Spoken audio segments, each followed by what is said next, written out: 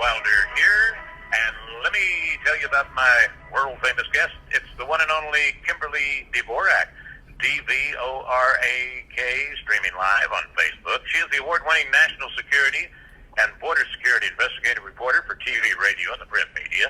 She is also senior foreign policy advisor for the Committee for Responsible Foreign Policy, and I want to tell you she's covered the news with an outside-of-the-beltway perspective. Her experience as an investigative journalist ranges from national security issues like Gitmo's Khalid Sheikh Mohammed's 9/11 trial, immigration, and foreign policy issues. She is a TV correspondent, CW6 News San Diego, as well as One America News Network and the website The KD Report. Kimberly, how are you? I'm fine. How about yourself, Jack?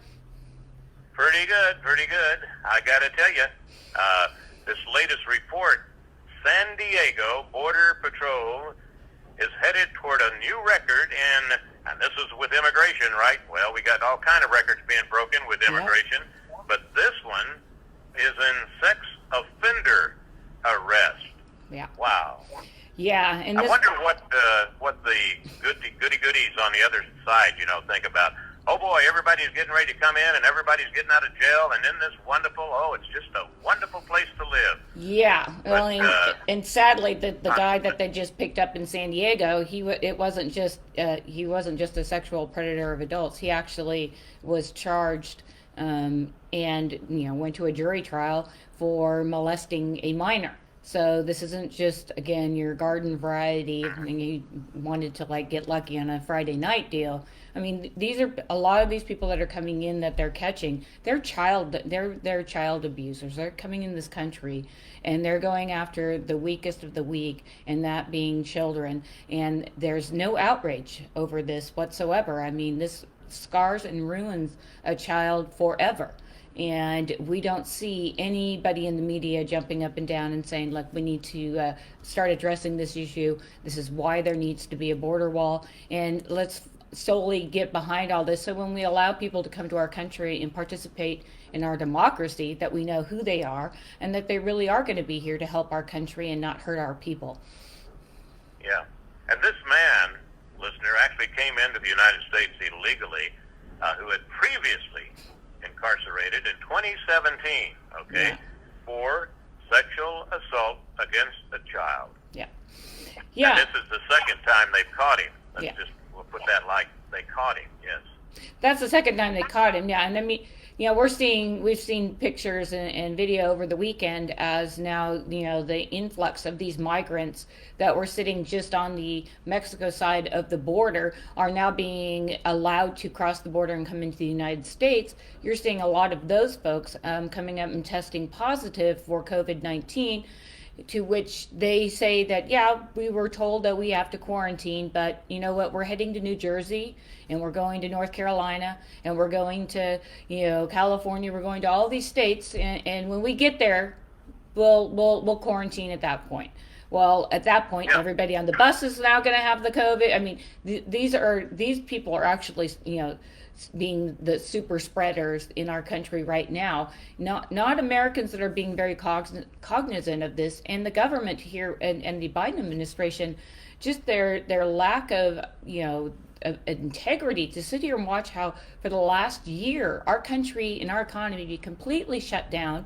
Businesses have gone out of business, most likely never to return, and yet it's okay for people to cruise across the border and come in and now go to these reception centers where they're getting a parole card and they're being asked to come back to court to adjudicate their case, which happens 4 or 5 years down the road. In the meantime, they're bringing COVID as well as other diseases into the country. They are big. Let me go back a little bit. In California, they had a huge mump epidemic. It was something that was virtually gotten rid of in this country, but because migrants traveling from Central America and Mexico, they reintroduced that into the school system, into the elementary school system, and so now parents had to go get their kids re-inoculated because they allowed people to come into the country without being tested. Now, no one's saying that they shouldn't get an education or whatnot, but they need to go through the protocol before they're even thrown into the schools, if your school's even open in your district. district across the country. Yep. Now, there were 108 just at, I think it was Brownsville. Yeah, that number's up to 150. Texas. Yeah, but that number's up to 150 150 today. now? Okay. Yeah.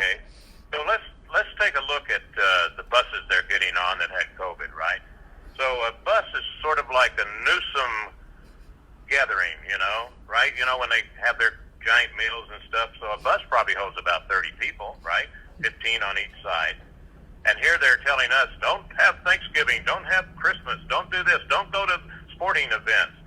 But yet, if you're an illegal, come on in here with COVID, get on the bus and change buses 4 times and get to wherever you're going to go. But here's an interesting story, Kimberly, just in time for your report today that came out. And I don't know if you had a chance to see it because it just broke before I went on the air, I think. The president, CEO of Greyhound Bus Company, and Texas Governor Greg Abbott are now pushing back against President Joe Biden, Homeland Security, and Mayorkas for their open border policies, which include illegal aliens inside the country without testing a lot of individuals for the coronavirus. Yeah. And it says, we need assurance that any detainee released by ICE, oh, there's that dirty word for you Democrats, have proof of negative COVID-19 test. Yeah. Well, good luck. What are you gonna do with all the 180 or whatever it is now that are out there roaming around in 57 states, according to Obama? And just like in San Diego, where they had a huge stream of people come across the border, and so Border Patrol obviously ran out of proper detention facilities, so they put these folks up at area hotels, and if you're in the country, you don't know if you're going to be adjudicated or not. There's no guard standing outside your door. The majority of these people are packing their stuff after they get into the hotel, and they're leaving, and they're leaving without any parole dates because they're not sticking around for any of it. So, when you look at the irresponsibility of the Biden administration over this issue, that it's jarring to see that they have such little aptitude for compassion for the American people who really are suffering, and not thinking about what this is going to do to the job market, to the schools, to healthcare. I mean, what kind of burden is that going to be on the healthcare system? Not to mention all the people that are in line waiting to come to this country the right way, who've spent thousands of dollars waiting in line to get into this country.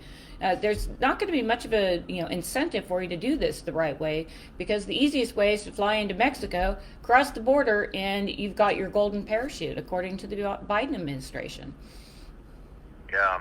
In Brownsville, they made a statement that Telemundo was doing a report, and a spokesperson for the city said in an email, Brownsville does not have the authority to retain those migrants who plan to travel to dozens of cities throughout the country. Yeah. Is this another Biden rule, or is this a rule that says that city principals don't have the authority? They don't have the authority to hold anybody. They're not a law enforcement outfit, so that would have to be the sheriff's department or ICE or Border Patrol or CBP. Those agencies could detain people, but when you're asking city council members to come up with some sort of policy on the fly, no, they do not have the ability to hold people accountable. They just aren't lawmakers, and in this case you need to have law enforcement there that will be protecting the citizens within those cities where these people are being dropped first, and then who knows where they all go to later. But it's also interesting too, because you brought the thing up with Texas here. Now, there have been several different Texas lawmakers that have come out and are getting some support on finishing former President Trump's border wall within Texas. So there's a likelihood here that you're going to see the continuation of that wall being built, but it'll be built by Texans, not the federal government. Because as we know, day one, that Biden and his administration stopped building the wall, and without a wall, the floodgates are open. And when you're telling people across Central America, South America, if you get in here, you know what, we're going to take care of you, don't worry about it. Mean old Trump is gone. We're gonna be able to take care of you. So come on in. and we'll do what we can for you. And then that's in essence what the administration has been putting out there. And even his own DHS secretary has been complaining that that is a message that he should not be saying, nor should anybody else in his administration be making that comment, because roughly 4,000 per day are coming into this country. And Kimberly, last week I had a report and talking about the wall, and there's a portion in California that hasn't been completed. And originally she was talking about how the wall, when they, it's a lot deeper than the normal wall, and they have really strong posts and stuff like that, and prevent people from digging underneath it. Yeah. And so it hasn't been finished, right? Yeah. So here comes two SUVs that drove under the fence, ended up hitting a truck, a big truck. 31 people killed. Yeah. 31 people. Yeah. And California, Imperial Valley. Yeah, and this is acceptable, I suppose, for the compassionate Democrats out there, because these things happen. Also, like women and children coming up through Mexico are getting raped.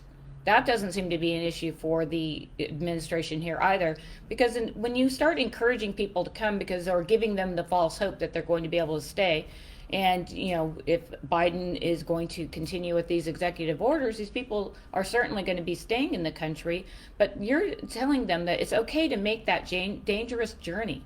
And if you're a parent in this country and you leave your kid in the car, you lose your child.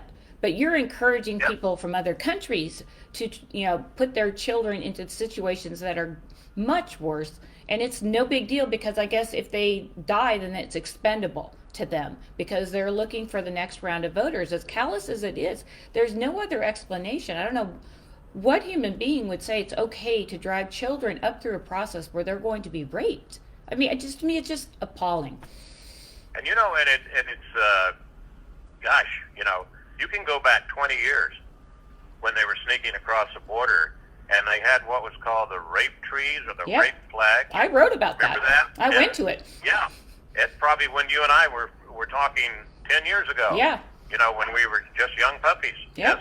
Anyway, they take a piece of lingerie from the girl they raped, and they hang it up in the tree, and it's a sign of victory. And these are the ones that are sneaking across. Yep. And then, and I know you saw this report, and I also covered this last week too, is what the heck was it? Man, my brain just went blank there for a second. I hate that when it happens, And no, I don't have my oxygen on. Anyway, what in the world was it, the other thing that they just started? Well, I'll think of it in a minute here. Okay. Sorry about that. Yeah.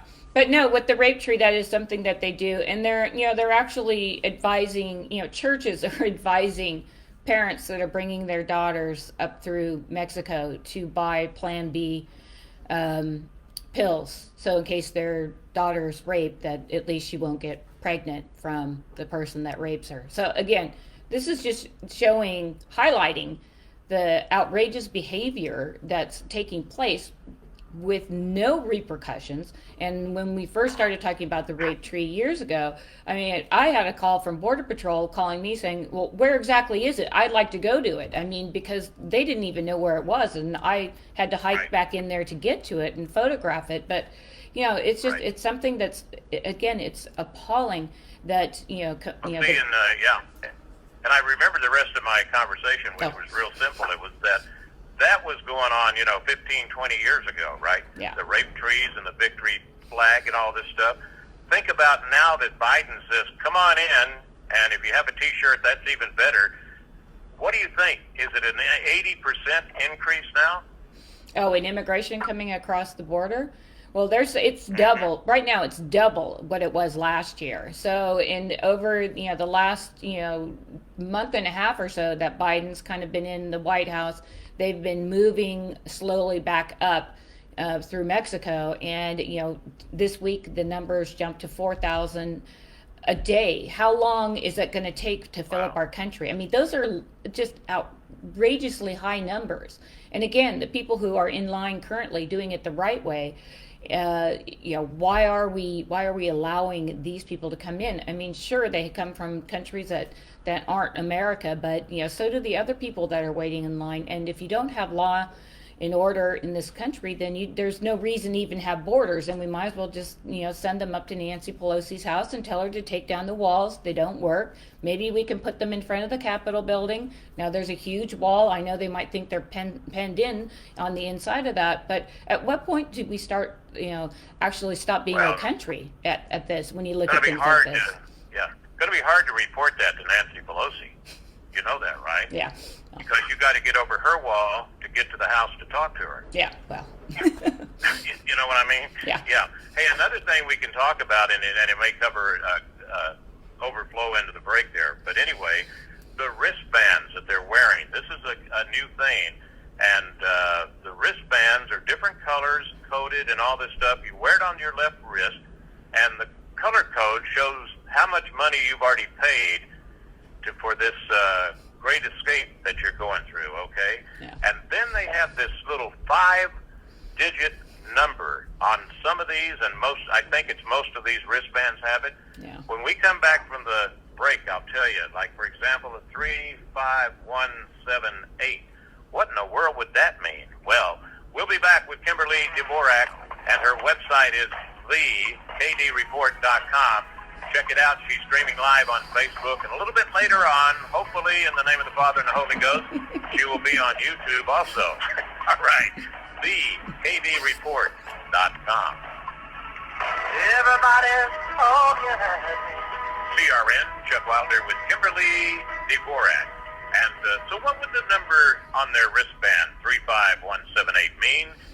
What it means is that is a special code that the smugglers use that will tell them where the person they're smuggling, their family lives, and all this stuff, so that if you don't pay, the family... Yeah, and it also keeps track, because the cartels now have jumped into the very lucrative field of human trafficking, and this is a way to take care of people and keep it in an orderly fashion, because we know the cartels are very orderly. They like to make sure that they're being paid accordingly, and they also use it for fear. So when you get to the U.S. side, you're supposed to get rid of the bracelet. They're finding it all over in Texas, Border Patrol is finding these. Right? Yeah, they're finding them all over where they're getting rid of them. But, it's a reminder that, the cartels are also, in this to make money. And they probably, are telling these people, you get to your location, if you don't pay us X number of dollars by this date, then we'll just go down and pay a visit to your family, and we might, hurt someone in your family or kill them. It's as simple as that.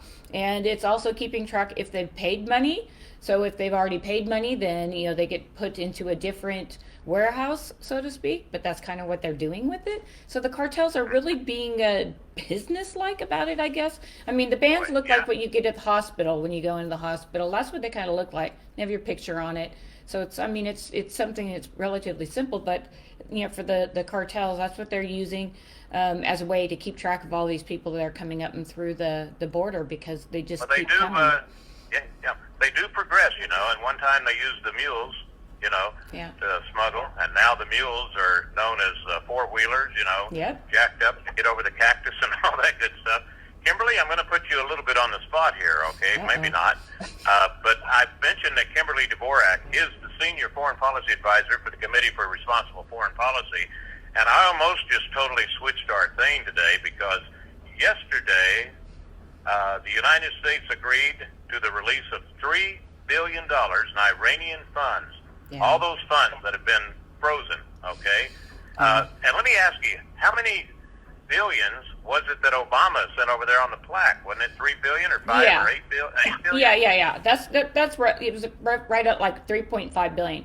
And the kicker with this is most people, and why we have the current movement in Iran, is because that money was supposed to go back to the people that were sanctioned. So like people who own restaurants or hotels or things like that, their funds were automatically sanctioned as well, so they couldn't have access to it.